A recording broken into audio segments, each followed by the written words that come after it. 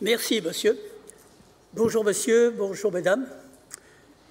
Bien, lorsque les responsables de ce séminaire m'ont demandé de parler des ressources en eau souterraines entre le Rhône et les Pyrénées, j'avoue que j'ai chancelé. Pourtant, je disposais à l'époque, je dispose toujours d'ailleurs, de beaucoup de documents. Le premier étant l'atlas hydrogéologique qui a été fait par la SAFER en 1970 sur toutes les ressources en eau souterraines du Languedoc-Roussillon, plus de thèses, plus mon expérience personnelle. Alors, que vous dire? Comment m'y prendre? Eh bien, comment m'y prendre? Grâce à vous, j'ai trouvé quelque chose, je vais vous le soumettre et vous allez me dire après ce que vous en pensez, si je vous ai convaincu.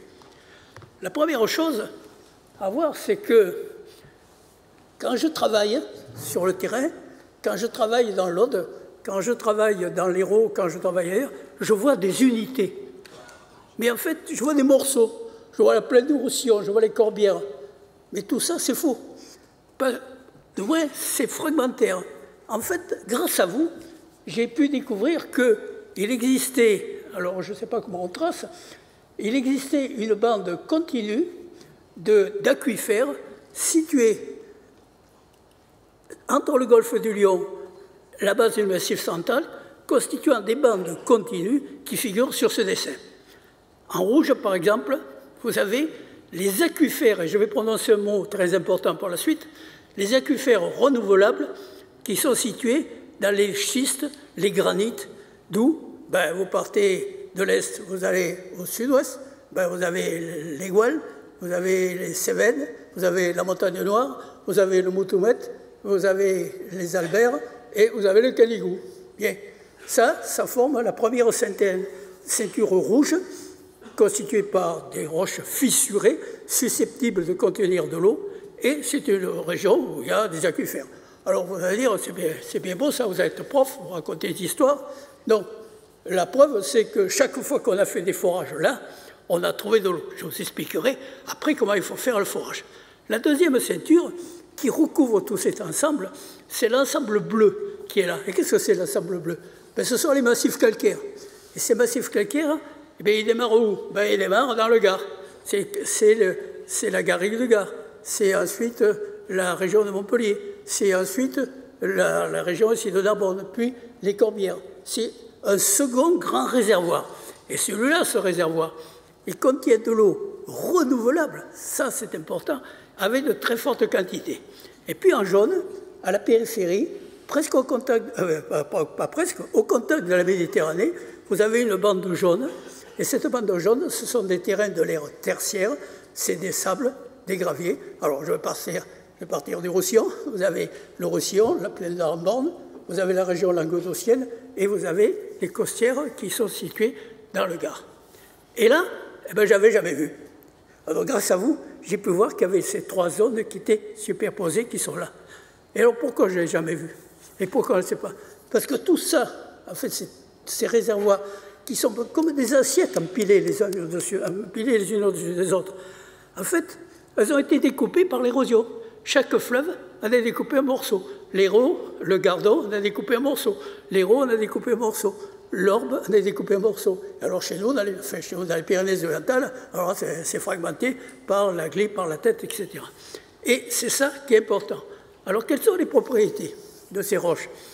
Eh bien, vous allez avoir, pour que l'eau puisse être contenue sous terre, il faut qu'il y ait des vides. Si vous avez un bloc, il n'y a pas d'eau.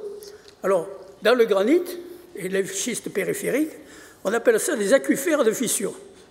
C'est-à-dire la roche a été cassée par des mouvements géologiques et là-dedans, vous avez des fissures. Et quand il pleut, ça se remplit d'eau. C'est de l'eau renouvelable, mais il n'y en a pas de très grosse quantité. Par contre, dans le massif calcaire bleu que vous avez vu tout à l'heure, des Corbières, etc., alors là, il y a beaucoup de cassures, il y a beaucoup de vides, il y a beaucoup d'eau. La preuve, c'est que si vous allez d'est en ouest, vous avez la fontaine de Nîmes, vous avez Sanka, vous avez ensuite, je saute carrément dans le Roussillon, vous avez La Palme, si vous voulez, et puis ensuite vous avez Fontenay-Stramar, Fondane. Ce sont les plus grosses sources de la façade méditerranéenne. Je répète, la plus grosse source à la façade méditerranéenne est à Fontestramar, à Fondam. Et pourquoi il y a de l'eau? Pourquoi il sort tant d'eau? Ben, c'est parce que le réservoir est plein d'eau. Et là, c'est de l'eau renouvelable. Et là, ça doit être l'objectif principal. Et puis ensuite, bien, vous aviez l'auréole que je vous ai fait voir tout à l'heure, qui était jaune, je crois me rappeler. Et cette-là, ce sont des alluvions, des sables. Mais là, l'eau n'est pas renouvelable. Et ça, c'est important. Parce que, par exemple, en Roussillon, tous les fourrages agricoles sont interdits dans la plaine du Roussillon parce qu'on exploite une réserve d'eau non renouvelable. Mais je sais qu'on va en parler. Alors, comment circule l'eau là-dedans? Ben, dans le granit, je viens de vous le dire, par des fissures, par des vides, vous les voyez ici sur ce dessin. Parfois, la pression est telle que l'eau jaillit. Le monsieur qui est à droite, c'est M. Martin, vous avez peut-être entendu parler.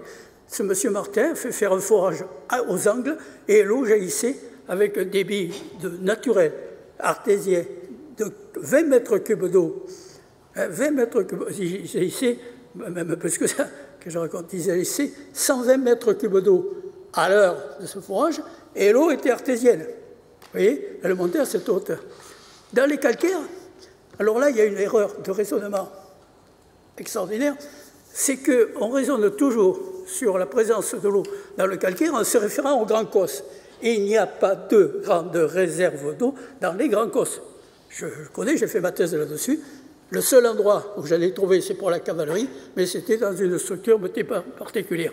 Mais par contre, dans les corbières, les massifs languedociens calcaires, la clappe, etc., tout ça est brisé, cassé. L'érosion a eu des effets formidables.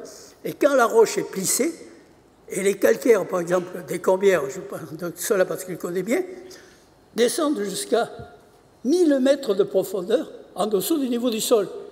Ça fait donc 1000 mètres de réservoirs fissurés, karstifiés, susceptibles de contenir de l'eau. Alors là, il faudrait peut-être qu'un jour, on en parle, mais peut-être, excusez mon enthousiasme, mais je continue, malgré l'âge, à faire ça. Alors comment circule l'eau? Dans les alluvions, les sables, elles circulent très très lentement. Elle n'est pas renouvelable. Une goutte d'eau va mettre beaucoup de temps. Et je vous expliquerai qu'on peut dater l'eau. Dans les massifs, alors on a des moyens, comment on va récupérer tout ça? Eh bien, on a des moyens techniques, maintenant, modernes, de récupérer ça. On a les études classiques du géologue qui va déterminer l'endroit, parce qu'à un moment donné, il va bien falloir déterminer l'endroit où on va faire. Moi, quand je vais chez quelqu'un qui me le demande, de faire un trou de 120 mm de diamètre dans une montagne pour trouver de l'eau. Bon, imaginez que sur le plafond, il y a quelqu'un qui veut y attraper, ben, il y a là-bas, mon verre d'eau qui est là-bas. Hein. Il faut quand même un petit peu réfléchir. Alors, on a les moyens modernes. On a la gravimétrie, on a les sondages électriques, mais tout ça, vous en avez sans doute entendu parler. Et puis, le problème, et je l'ai soulevé tout à l'heure, l'eau est-elle renouvelable ou pas renouvelable? Ah, alors comment on va savoir ça? Ben, on va dater l'eau. Dater l'eau. La première datation de l'eau dans le Languedoc a été faite par le Rotary, à qui j'ai déjà fait une conférence. Et bien, qu'est-ce qu'on pourrait faire pour vous aider? J'ai dit dater l'eau. Bon, ils ont atterri. Bon, on a daté l'eau du Roussillon, et ailleurs c'est pareil, en cherchant des traceurs. Les traceurs, il y a des traceurs isotopiques.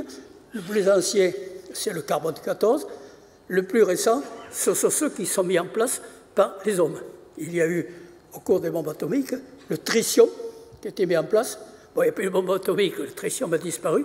Et puis surtout maintenant, alors, c'est une catastrophe, et très bien, il y a le CFC, le carbone-fluocarbone. Il y en a partout.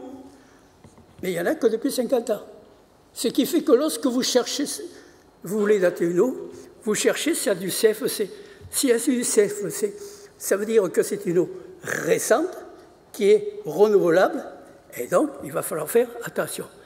Mais en fait de compte, dans tout ça, c'est toujours les foreurs qui ont la réponse, parce qu'à un moment donné, il va falloir faire un trou, et on va voir s'il y a de l'eau, s'il n'y a pas d'eau.